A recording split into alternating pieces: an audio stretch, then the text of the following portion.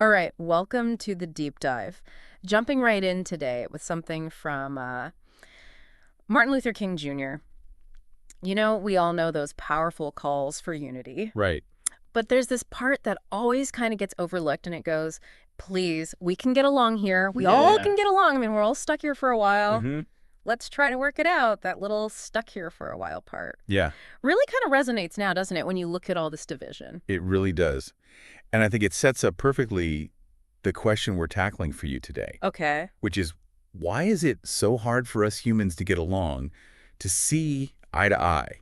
We see these divisions constantly, these sort of like almost hostile divisions forming, and everyone within their group Right. feels like they've got the absolute truth. Exactly. And so what we're hoping to do with this deep dive is try to dial down some of that heat, some of that anger, some of that divisiveness, Yeah. especially when we're talking about, these hot button issues like politics and religion, and hopefully replace it with a little bit more awe and wonder and curiosity about what's really going on. Exactly. I mean, we're hoping that by having a better grasp on the mechanics of our moral psychology, we can all be more curious and less judgmental when it comes to these kind of loaded topics. And it's actually kind of wild to think about the fact that it's our complex moral wiring that enables us to build these incredible complex societies in the first place. It really is remarkable. Yeah, and hopefully what you'll get out of this discussion is being more prepared for those difficult conversations about morality and politics and religion, and maybe find them a little bit less draining. Mm. One of the interesting things we've been looking at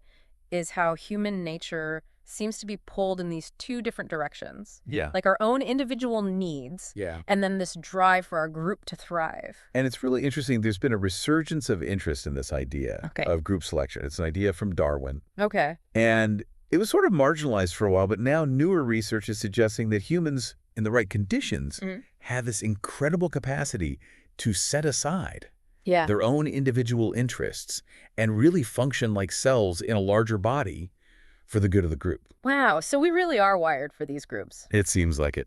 But then you have this question of like, well, how do we as individuals develop our own sense of right and wrong? Right. And this is where the work of Lawrence Kohlberg Okay. comes in and his ideas about stages of moral development. Okay. He said that as we mature our reasoning about moral issues, Yeah. kind of evolves and goes through these different levels. And so you start off Okay. at the pre-conventional level, and this is all about personal consequence, Okay. like what's going to happen to me. Yeah. Then you move into the conventional stage, and most kids move into that. Yeah. And that's about following rules and respecting authority. Yeah. And following rules seems to be the goal here, even if Oh, right. even if the underlying principle is ignored. It's that whole I'm not touching you, my hand is touching you, like that kind of thing. Exactly. And then later in adolescence and adulthood, some people go on to what he called the post-conventional stage. Oh. And this is where people move beyond societal rules to consider these underlying principles of justice Yeah. and ethics Okay. and questioning the legitimacy of authority when it conflicts with these sort of higher ideals. And Colbert noticed something really interesting about the kids who Yeah. got to these like more advanced stages of moral reasoning. He found that these kids often had frequent opportunities Okay. for what he called role-taking. Okay. And these were relationships with more or less equal power distributions. Okay. Like with their peers, with their friends. Okay. Being able to see a situation from someone else's point of view in a balanced dynamic seemed to be really important Gotcha. for developing this kind of more nuanced moral thinking. Okay. And then the hierarchical relationships like with parents Yeah.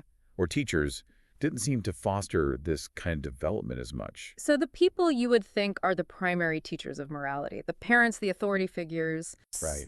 are maybe in some ways actually hindering the development Mhm. of a more sophisticated understanding of right and wrong. That's what it seems like. And this is building off of Piaget's work. Okay. He suggested that just like children learn about the physical world Yeah. through play and experimentation rather than just being lectured, Yeah. they learn about the social world by interacting with each other, Yeah. navigating disagreements, resolving conflicts, and not just being told what is right. Right. So we're individuals who develop our moral compass through social interaction. But we also have this really deep connection to our groups. Right. And sometimes those group dynamics can get pretty intense. Absolutely. I mean, a great example of this is the Ilongga in the Philippines. Okay. They practice headhunting. Okay. And while revenge certainly played a role in some instances, a lot of the headhunting was directed at outsiders. And it seemed to function as a way for small groups of men to release internal tensions, strengthen their sense of group identity through these hunting expeditions, Mm. and then have big celebration afterward. Yeah. And this really highlights how morality can be interwoven with both what's happening inside a group You're right. and the competition between different groups. Yeah, it's a pretty striking example of how getting along within a group can sometimes involve not getting along with those outside of it. Yeah. So now let's shift gears a little bit and think about how we even define self and morality in the first place, because it turns out that our perspective here in the West might be a little unusual. Right. Another key aspect to consider here is the work of anthropologist Richard Schroeder. Okay. He argued that the Western concept of a self that is independent and unique and has these clear boundaries Okay. is actually quite specific to our cultural context. Okay. A lot of other cultures have this much more interconnected view of the self, where identity is closely tied to relationships and social roles and community. So this individualistic lens Yeah. that's so common in the West is maybe shaping how we even think about what constitutes morality. Precisely. And Schroeder actually offered a critique of Kohlberg and Turiel's theories, that they were really influenced by this Western emphasis on individualism. Okay. And he did research in Orissa, India, Okay. and compared it to findings from Hyde Park in Chicago. Okay. And he was using short stories that described various rule violations. And what did he find? Like, were there big differences in how people from these different cultural backgrounds perceive these rule-breaking situations? The findings were really eye-opening. Okay. Indian participants, even young children, frequently judged actions related to things like food practices, sexual behavior, clothing choices, gender roles as universally wrong, as genuine moral violations, not just matters of social custom. And this was in stark contrast to the American participants, who largely viewed these as issues of personal preference or social norms. So something we might see as like a harmless personal choice. Somebody from a different cultural background could perceive as like a fundamental moral transgression. Exactly. Wow, that's a huge divergence. It is, and it's also fascinating to look at the stories about the American participants when they're trying to justify their condemnation of these seemingly harmless taboo violations. They really struggle to identify victims. Or tangible harm, sometimes resorting to these like really convoluted explanations for why these actions were wrong, even though their initial gut reaction was clearly disapproval. So the emotional condemnation was really quick, but the logical justifications often felt like they were constructed after the fact. Like they had the strong feeling first, and then they were trying to figure out the reasons later. Exactly. And that kind of raises the whole question of where does our sense of right and wrong even come from in the first place? Yeah. And for a long time, the dominant idea was it's all about rational thought. That we build our morality by understanding the concept of harm. That was the rationalist perspective for a while. The notion that children develop their understanding of morality by reasoning about the harm they experience. They don't like being harmed, so they deduce that it's wrong to harm others.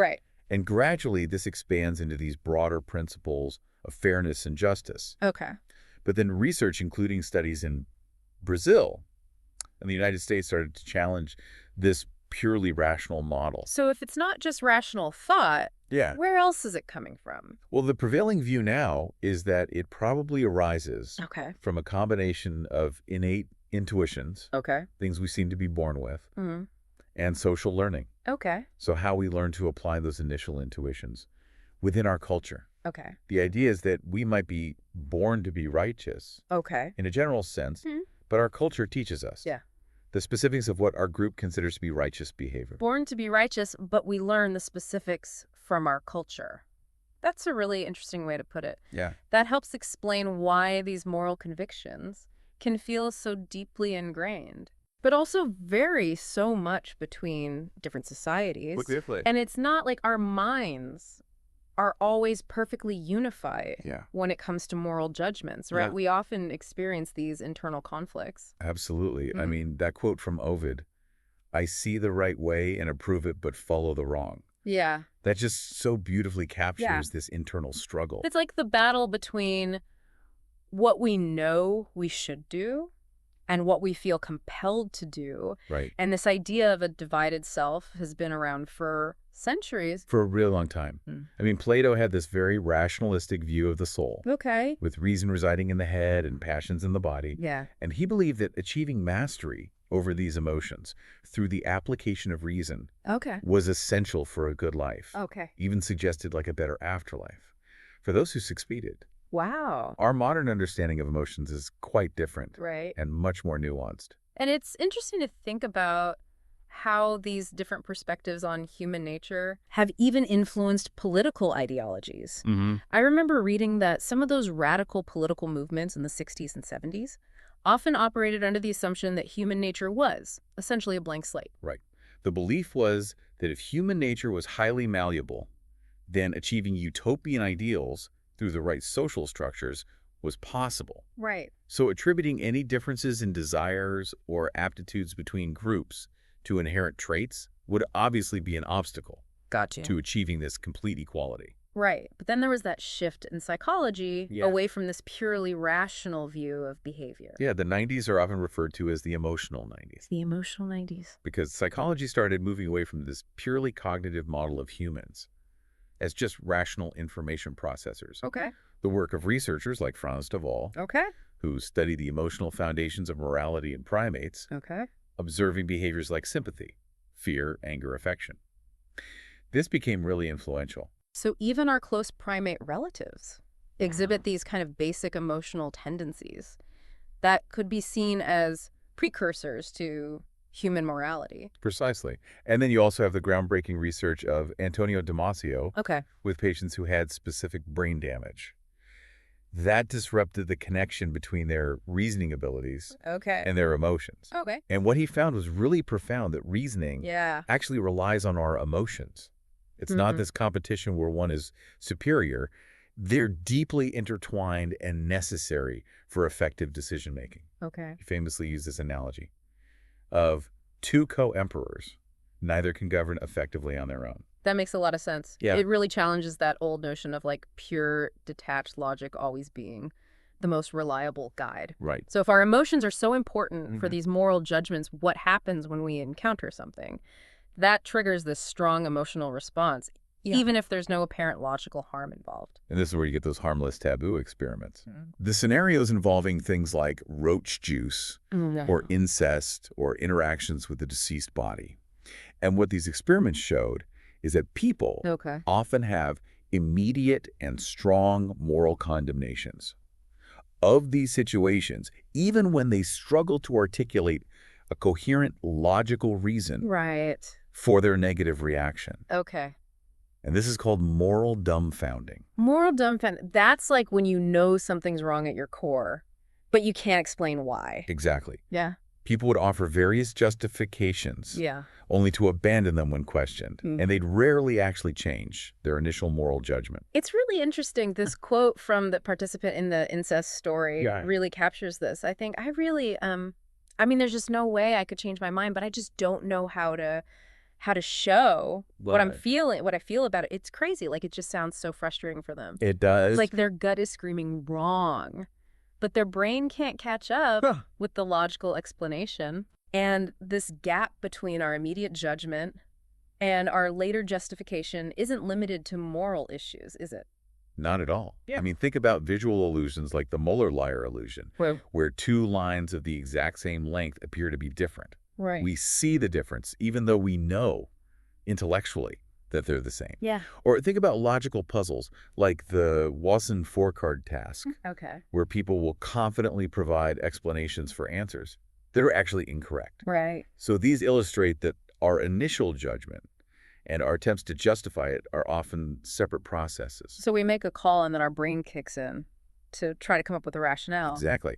And then Dan Margolis took this idea a step further. Okay. He proposed that we often engage in moral reasoning, not to uncover some objective moral truth for ourselves, but to persuade others to align with our already formed judgments. So it's more about building agreement than solitary truth-seeking. Exactly. And that has some pretty big implications for how we understand disagreement. It does. And this leads to a really useful metaphor, I think. Okay. The rider and the elephant, Okay. to describe the relationship between reason and intuition in our minds. Okay. So the elephant represents our intuitions, Okay. those fast, automatic, emotionally charged gut feelings. Mm. And the rider is our reason, Okay. our more conscious and deliberate thought processes. And the rider's not really in control, is it?